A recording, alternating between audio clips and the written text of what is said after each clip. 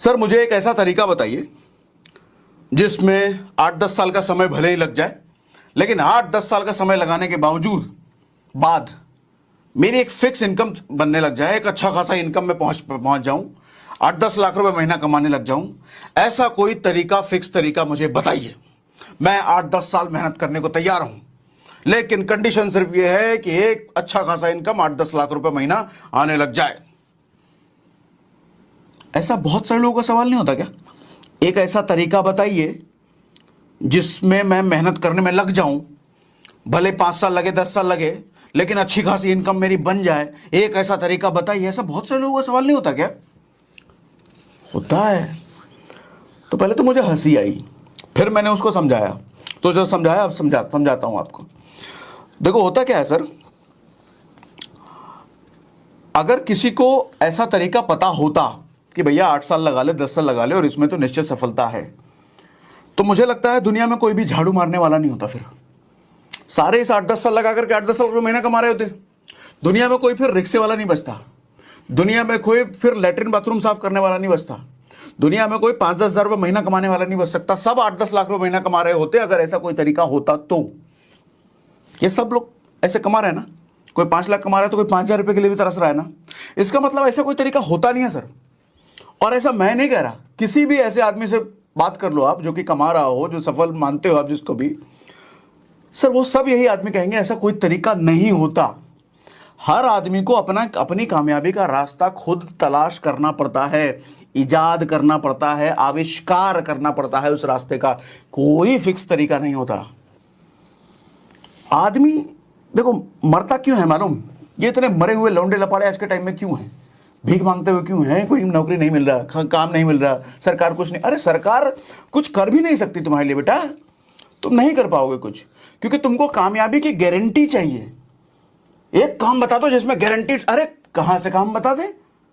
कोई नहीं बता सकता, दुनिया में कोई नहीं बता सकता कि ऐसा कोई रास्ता इसमें पकड़ लो, इसमें तो कामयाबी हो ही जाए। नहीं हो सकता। लोगों को गारंटी चाहिए, सक्सेस की गारंटी। अच्छा मैं अभी गांव गया था तो किसी लड़के से मैं बात कर रहा था, मुझे कुछ कह रहा था कि भैया जरा रास्ता उससे बताइए, कुछ काम वाम करने का इसमें पैसा हो जाए। मैंने एक रास्ता बताया उसको, एक तरीका। बोला नहीं भैया इसमें तो बहुत मेहनत है, ये वाला काम मेरे से नहीं, कुछ और बताइए। दूसरा बताया, नहीं भैया ये नहीं होगा, इसमें तो ये दिक्कत है। तीसरा बताया, नहीं भैया इसमें ये दिक्कत। हर चीज में उसको कुछ ना कुछ दिक्कत लग जाए। लोग ऐसे ही है भैया, सब कुछ उनके फेवर में चाहिए, मजे मजे में काम हो जाए और मजे मजे में 8-10 लाख रुपए 20 लाख रुपए महीना आने लग जाए। जिंदगी ऐसा नहीं होता जिंदगी चाचा, ऐसा नहीं होता जिंदगी। जिंदगी संघर्षों का नाम है, जिंदगी संघर्षों का नाम है। अभी कपिल शर्मा का एक रील देख रहा था मैं, उसमें एक लड़का आया, कपिल शर्मा उससे पूछ रहा है कि क्या करते हो? तो लड़का कहता है 11th में पढ़ता हूँ। तो लड़के की उम्र पूछी, उम्र 22 साल। 22 साल की उम्र 11th में वो कह रहा है क्यों? तो कह रहा है पढ़ाई वढ़ाई में मेरा मन नहीं लग रहा था, इसलिए मैंने पढ़ाई लिखाई छोड़ दिया था और अब पापा के जबरदस्ती प्रेशर की वजह से अब मैं वापस से ज्वाइन किया है 11th में।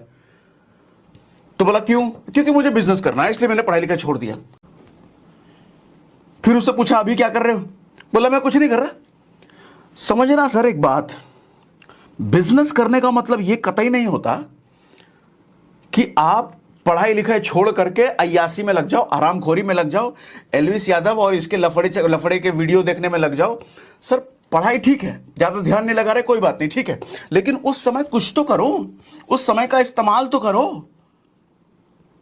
5 लाख 10 लाख रुपए महीना कमाना है, पहले 500 रुपए महीना कमाना तो सीखो। अभी एक गांव में हमारे लड़का टकराया, अभी मैं कुछ दिनों पहले गांव गया था, तो लड़के के पापा बड़े परेशान थे। वो कहते तुम्हारा वीडियो दिन रात देखता है, लेकिन ऐसा पगलाया है तुम्हारा वीडियो देख करके कि इसको बिजनेस करना सा चढ़ गया है, पढ़ाई लिखाई छोड़िए दिया है, पढ़ता ही नहीं है।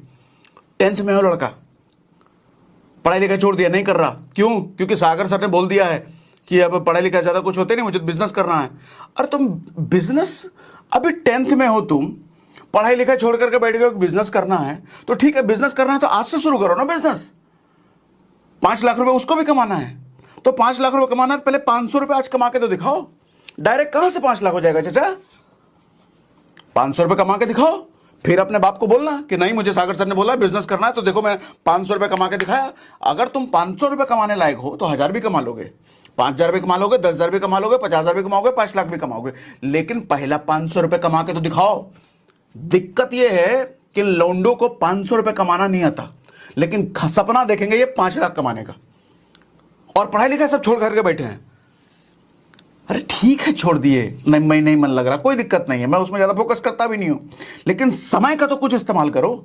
या तो ऐसा हो कि बहुत जी जान लगा रखा है तुमने खेल कूद में, अपने शरीर को बना रहे हो, बॉडी जिम में कुछ जिम जाम जा रहे हो, कुछ तो कर रहे हो, शरीर बना रहे हो, किस्मत बना रहे हो, कुछ नया सीख रहे हो, कुछ तो कर रहे हो।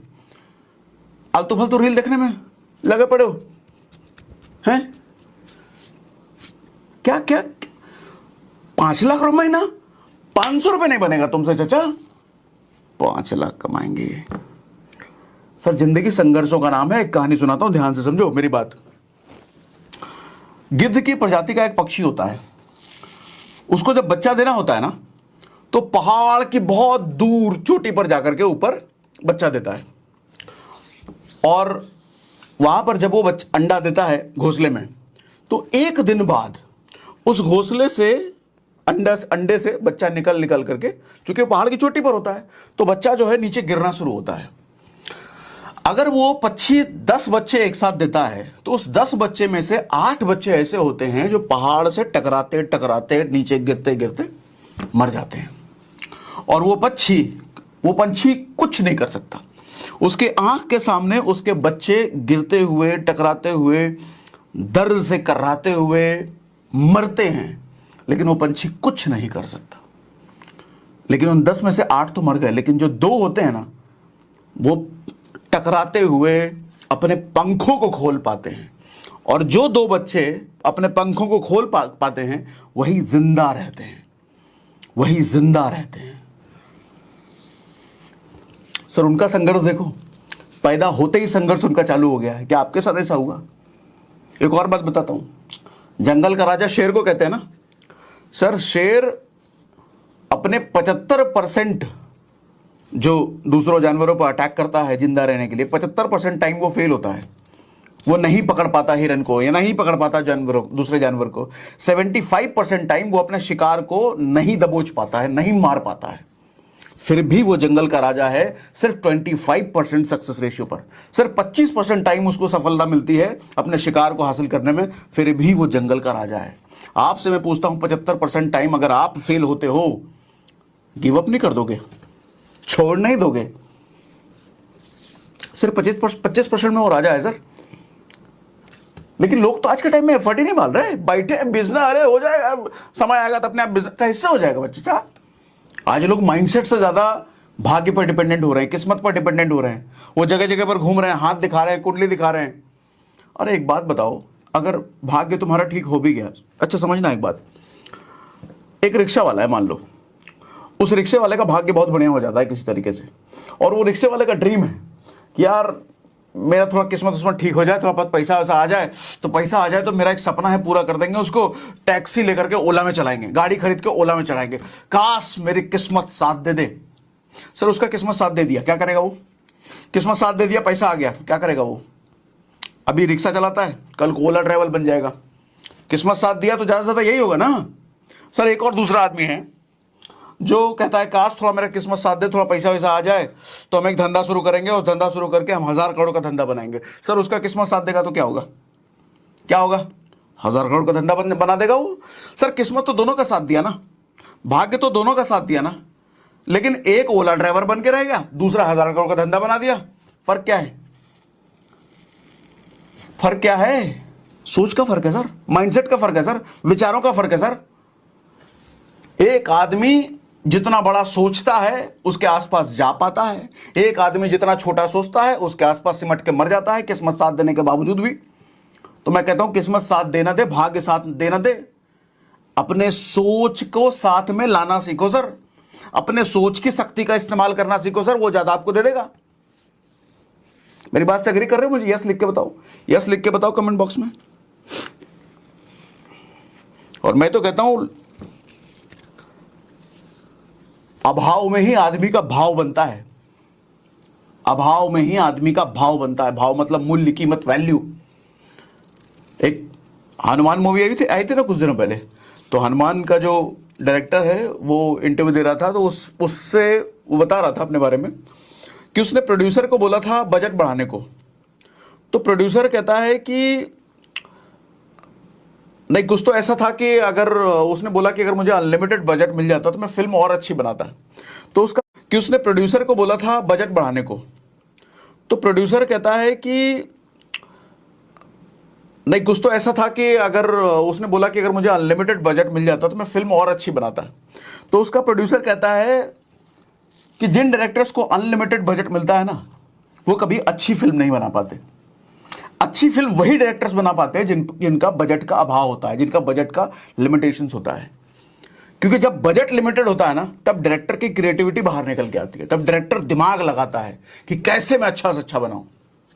आदि पुरुष मूवी आई थी ना, 600 करोड़ 700 करोड़ कहां क्या पता नहीं क्या बनाया उन्होंने। तो जिन लोगों के पास रिसोर्सेस भरपूर हैं, सारी सुविधाएं हैं, वो ज्यादा कुछ कर नहीं पाते, वो ज्यादा कुछ उखाड़ नहीं पाते। वो फिर अभिषेक बच्चन बन के रह जाते हैं। अमिताभ बच्चन के घर में पैदा हुआ आदमी अभिषेक बच्चन बन के रह जाओगे, अर्जुन तेंदुलकर बन के रह जाओगे, सचिन तेंदुलकर के घर में पैदा हुआ आदमी। लेकिन सचिन तेंदुलकर किसके घर में पैदा हुआ वो कोई नहीं जानता। अमिताभ बच्चन किसके घर में पैदा हुआ, शाहरुख खान किसके घर में पैदा हुआ, वो सब अभाव में पैदा हुए, तभी उनका भाव बना।